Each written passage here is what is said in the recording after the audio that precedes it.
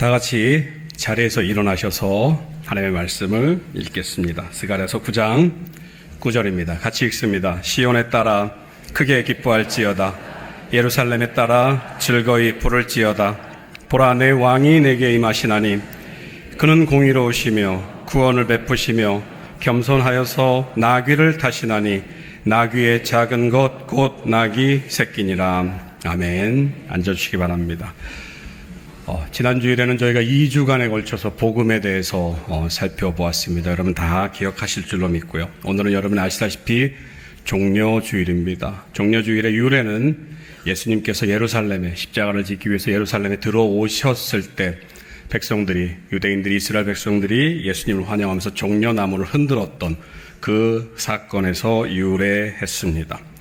종려나무는요, 이스라엘 사회 속에서 의로움을 상징하는 그런 나무입니다. 왜 우리가 이제 사군자라든지 그런 것처럼 이 종려나무는 의로움을 상징하는 그러한 나무입니다. 그리고 아름다움을 또 상징합니다. 그리고 좀 더 나아가서는요, 승리를 상징합니다. 그래서 장군들이 전투에 나가서 승리하고 돌아왔을 때 이스라엘 백성들은 종려나무 가지를 흔들었다고 합니다. 의로움과 아름다움, 승리라고 하는 이 이미지를 유대 사회 속에 가지고 가면 이런 이미지, 아름답고 의롭고 승리하는 사람 하면 유대인들은 왕을 떠올립니다. 다시 말하면 이 종려나무를 흔들었다고 하는 것은 예수님을 왕으로 맞아들인다고 하는 그런 의미를 우리가 생각해 보아야 됩니다. 성경은 예수님께서 예루살렘에 들어가실 때의 한 절기였다고 이렇게 얘기를 합니다. 절기를 즈음해서 정확하게 그 날은 아니고요, 절기였다고 밝히고 있는데요. 요한복음 12장 12절이 그렇게 기록을 해놓고 있습니다. 12장 12절입니다. 그 이튿날에는 명절에 온 큰 무리가 예수께서 예루살렘에 오신다는 것을 듣고, 그리고 이 명절은 바로 유월절을 가르칩니다. 유월절이라고 하는 것은 여러분들께서 다 알고 계시겠지만 좀 더 설명을 드리자면은 이스라엘 백성들이 애굽에서 400년 동안 종살이를 하다가 해방된 날을 기념하는 그런 날입니다. 굳이 우리 상황으로 바꾸면 우리가 생각할 때 광복절 정도로 이해를 해주시면 좋을 것 같습니다. 그래서 이 유월절이 되면 이스라엘 백성들은 이 유월절을 기념하기 위해서 전국 각지에서 예루살렘으로 모여듭니다. 그리고 이 유월절 기념 행사는 일주일 동안 예루살렘 성에서 진행이 됩니다. 그래서 요세푸스라고 하는 그 역사학자들은 유월절 일주일 기간 동안 이스라엘 예루살렘 성에서 드려지는 예물, 그 짐승의 숫자가 약 20만 마리가 넘는다고 추정을 하고 있습니다. 그리고 그 모인 수는 모두 합쳐서 한 270만 명 정도. 그러니까는 6월절 죄송합니다. 6월절이 되면은요, 예루살렘 성이 사람으로 치고 넘치는 그런 이제 상황이 된다고 얘기를 하고 있습니다. 성경에 기록되어 있지는 않습니다만 역사적 고증에 따르면은요, 예수님이 6월절 당시 그 예루살렘 성에 들어가기 전에 예수님보다 먼저 들어갔던 사람이 한 명이 있었습니다. 그 사람이 누구냐면요, 로마의 총독 빌라도입니다. 여러분이 잘 알고 계시는 대로 사도신경에서 언급하고 있는 바로 그 빌라도 총독을 말합니다. 예수님을 재판했던 그 사람이지요. 왜 그러냐면요, 말씀드린 대로 예루살렘은 일주일 동안 유대인들, 전국 각지에서 모인 유대인들이 광복절을 기념하기 위해서 모입니다. 민족의식이 가장 최고로 고취된 상태입니다. 그리고 너도 나도 다 유대인들입니다. 그러니까는요, 총독 입장에서 그 유대인들이 예루살렘 성에서 어떤 일을 벌일지를 모르게 되는 겁니다. 행여나 소요 사태가 일어나거나 로마를 향해서 반란이라도 일으키면 걷잡을 수 없는 사태가 되기 때문에 유대 총독은, 빌라도는 항상 유월절이 되기 전에 군대를 먼저 이끌고 예루살렘 성에 들어갑니다. 그래서 그 군대로 하여금 이스라엘 백성들, 유대인들을 관리하고 그리고 그 사람들을 진압할 수 있는 그런 역할들을 하게 합니다. 이 과정에서 그 빌라도 총독, 그리고 유대의 총독은요, 그 로마 군대를 이끌면서, 완전 무장한 군인을 이끌면서 유대인들에게 무력 시위를 합니다. 너희들 까불면 가만 안 둬. 이런 의미로. 여러분 한번 생각을 해보십시오. 상상을 해보십시오. 전 세계를 호령하는 그 로마의 군인들이 완전 무장을 하고 도열해 있습니다. 이제 그 행진을 예루살렘 입성을 알리는 나팔 소리가 울려 퍼집니다. 그리고 군대에서 북소리가 들리면서 그 북에 발을 맞춰서 군인들이 행정을 합니다. 그리고 그 제일 앞에는 하얀 백마를 탄 로마 총독 빌라도가 앞서갑니다. 빌라도와 그 군대가 엄청난 위용으로 예루살렘에 들어갔습니다. 그런데 그런 일들이 있고 나서 얼마 지나지 않아서 이 예루살렘에 모인 백성들 사이에서 한 가지 소문이 들리기 시작합니다. 그 소문은 뭐냐면요, 예수님이 예루살렘에 오신다고 하는 그 소문입니다. 왜 이 예수님이 예루살렘에 오시는 것이 중요한가? 이 유대인들은요, 그 모인 유대인들은 한 가지 사실을 알고 있었습니다. 그건 뭐냐면요, 여러분, 죽었던 나사로를 살렸다는 그 소문입니다. 그 소문이 예루살렘 성에 가득 퍼져 있었습니다. 요한복음 12장 17절 18절에 그 사건을 이렇게 묘사하고 있습니다. 나사로를 무덤에서 불러내어 죽은 자 가운데 살리실 때에 함께 있던 무리가 증언한지라. 이에 무리가 예수를 맞으면 이 표적 행하심을 들었음이로라. 예수님께서 베다니에서 나사로를 살리셨을 때, 죽었던 나사로를 무덤에서 끄집어내셨을 때 그 자리에 동석했던 유대인들이 오늘 지금 이 예루살렘 성에 와 있는 겁니다. 그리고 그 예수가 온다는 얘기를 듣고 그 예수에 대한 소문을 내기 시작한 겁니다. 내가 봤는데 죽었던 사람 살렸어. 그 예수님이 나사로를 살렸거든. 이런 얘기들이 이제 예루살렘 성에 퍼지기 시작한 겁니다. 죽은 나사로를 살리신 예수님이, 소문으로만 듣던 그 예수님이 이제 예루살렘으로 들어온다는 것입니다. 소문으로만 듣던 그 예수를 이제 내가 볼 수 있구나. 그런데 그때는 더군다나 온 상지 사방에서 모여든 유대인들이 함께 이 유월절을 지키기 위해서, 이날은 우리가 독립한 날이야, 하나님이 우리와 함께 하셔서 우리를 이 나라에서 애굽에서 벗어나도록 하셨지라고 하는 그런 민족의식이 가장 고취된 때에 죽었던 사람을 살리는 놀라운 능력을 가진 예수님이 오신다는 얘기를 들었던 것입니다. 그때 당시에 유대 백성들은요, 예수님을 보면서 그 생각을 했습니다. 아, 바로 이 사람이구나. 죽었던 나사로를 살리는 이 능력이면 지금 우리가 이 로마에서 압제를 당하고 로마에 빌붙어서 우리를 억압하는 그 헤로드 왕의 그 권세에서, 총독 빌라도의 권세에서 우리가 벗어날 수 있을 것이다. 앞서 제가 종려나무를 말씀드렸습니다. 세상을 구원할 왕, 의로운 왕, 아름다운 왕, 능력의 왕을 이제 이스라엘 백성들이 기대하고 있습니다. 그래서 그들이 했던 일이 뭡니까? 바로 그 왕을 맞이하기 위해서, 빌라도 총독보다 더 뛰어난 능력을 가진 그 예수님을 맞이하기 위해서 이제 그 사람들이 나서기 시작합니다.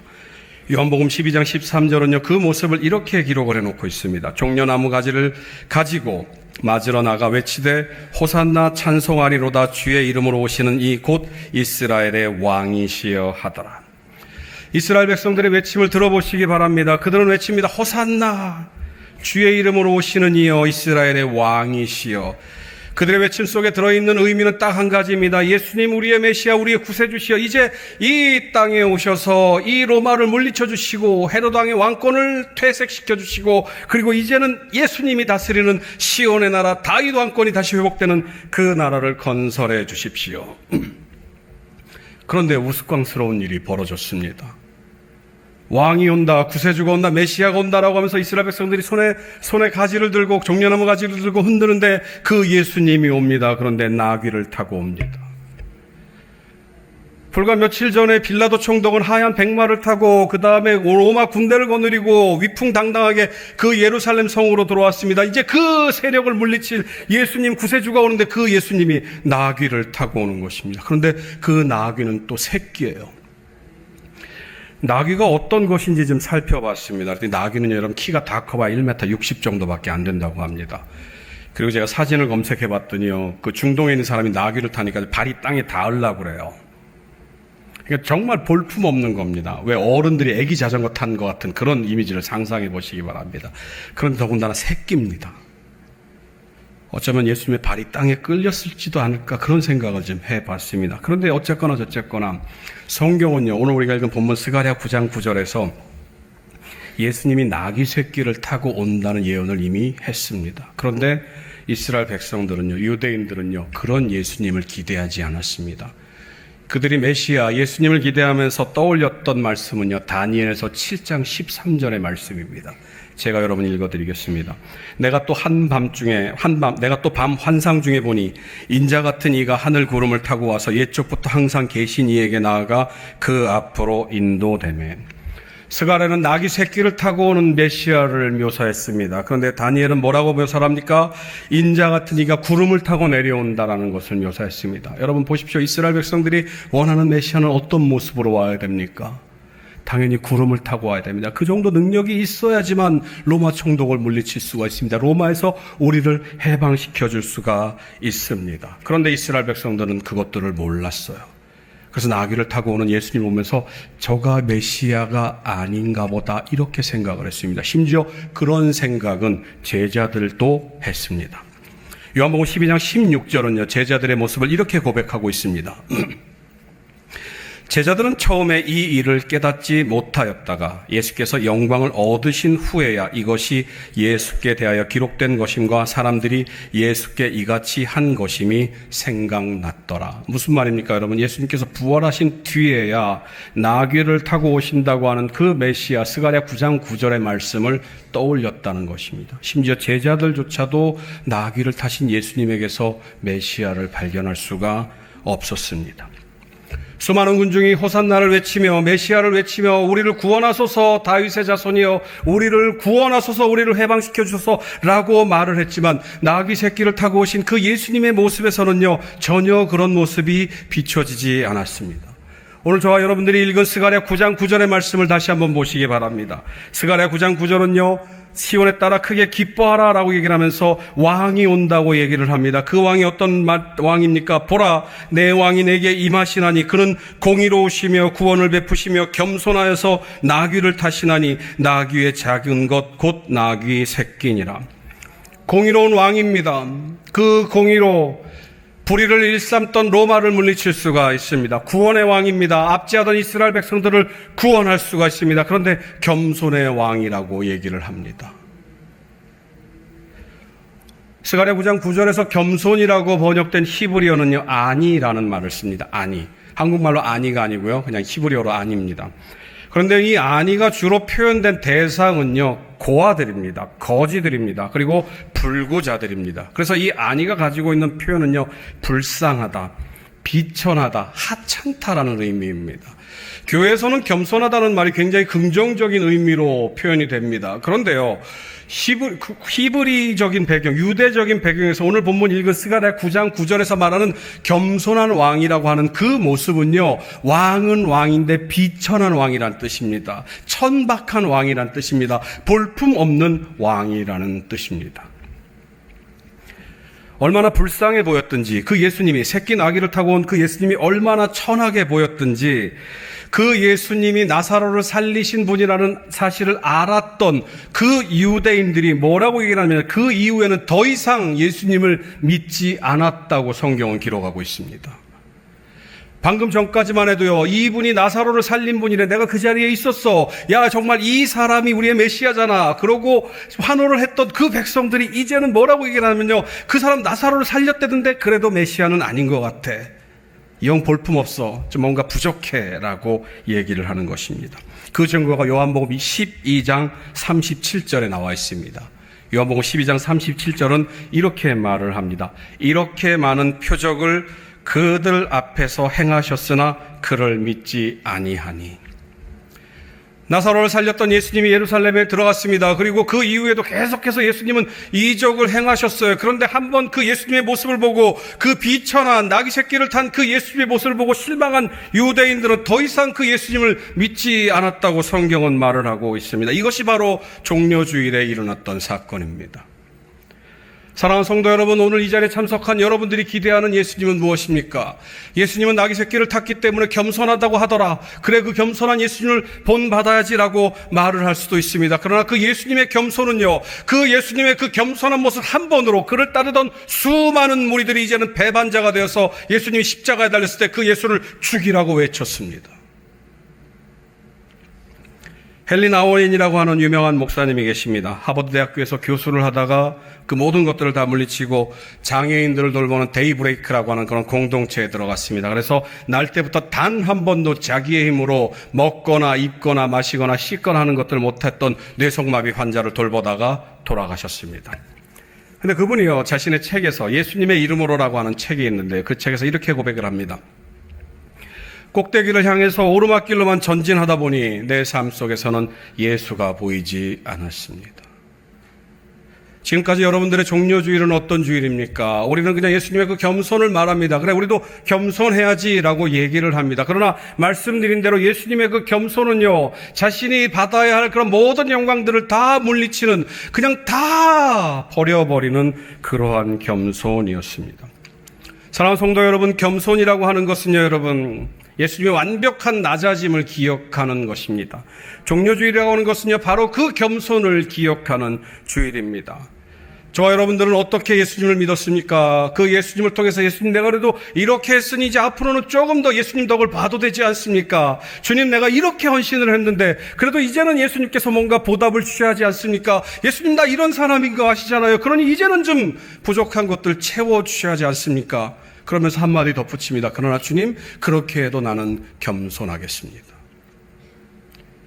종료주일에서 예수님께서 저와 여러분들에게 말씀하시는 그 겸손은 그런 겸손이 아닙니다. 종료주일을 통해서 예수님이 저와 여러분들에게 말하는 겸손은요, 낮아짐입니다. 그냥 바닥까지 그냥 낮아지는 그런 낮아짐입니다. 그 겸손의 예수님은 오늘 저와 여러분들에게 말씀하고 계십니다. 십자가의 길은 낮아집니다. 십자가의 길은 겸손합니다. 저 환호하는 이스라엘 백성들을 보았느냐? 그들은 나를 믿은 것이 아니라 나를 통해서, 내 능력을 통해서, 내 이름으로 이루어지는 자신의 욕망을 믿은 것이다.